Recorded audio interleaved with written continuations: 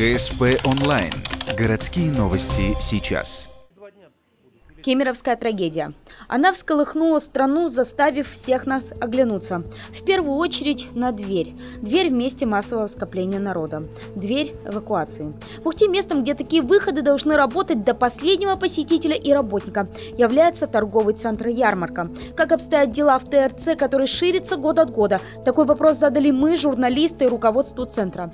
В 10 часов стартует наша экскурсия по таким знакомым коридорам. Только сейчас мы приглядывались вовсе не к красивым витринам и рекламным плакатам. Все внимание пожарной безопасности. На территории порядка 50 шкафов с огнетушителями и бронзбойтами.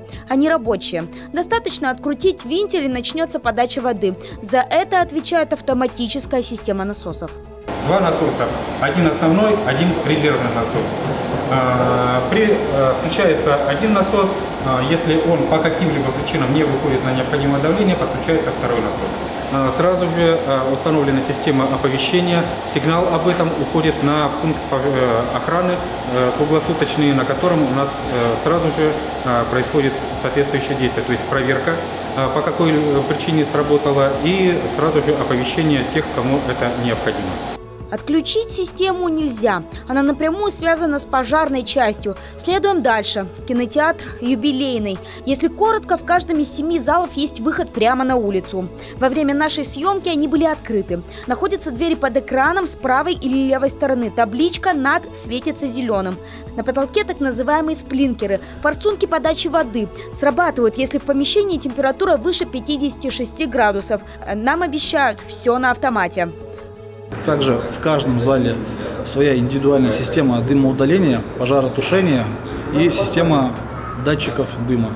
То есть, чем больше зал, тем, соответственно, этих датчиков больше, которые улавливают дымы, и, соответственно, сразу включается пожарная тревога.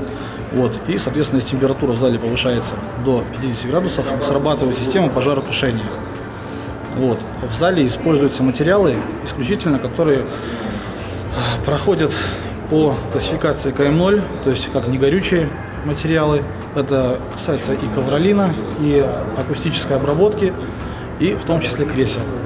Фойе кинотеатра, да и все коридоры ярмарки оснащены такой же системой. Идем дальше. Детский центр «Стрекоза». 2 выхода. Один возле автомата, второй в тупике коридора, ведущего к туалетным комнатам.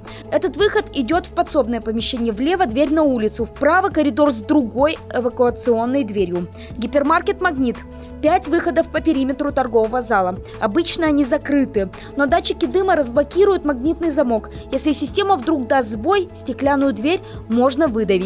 У нас есть регулярный осмотр, у нас по регламенту пожарной безопасности в обязательном порядке. У нас раз в неделю приходит специалист, проверяет общее состояние, и раз в месяц проводится испытание именно на сработку всех дверей, пожарных штор.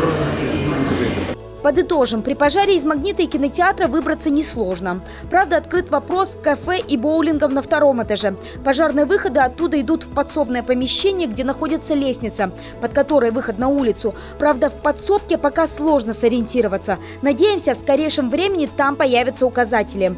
Также из новой части центра на 2-м этаже можно спуститься по эскалаторам к центральному выходу. При экстренной ситуации движение ступеней прекратится, эскалатор станет обычной лестницей. Стеклянные двери автоматически откроются для потока людей. При сбое автоматики их можно раздвинуть силой или открыть ключом.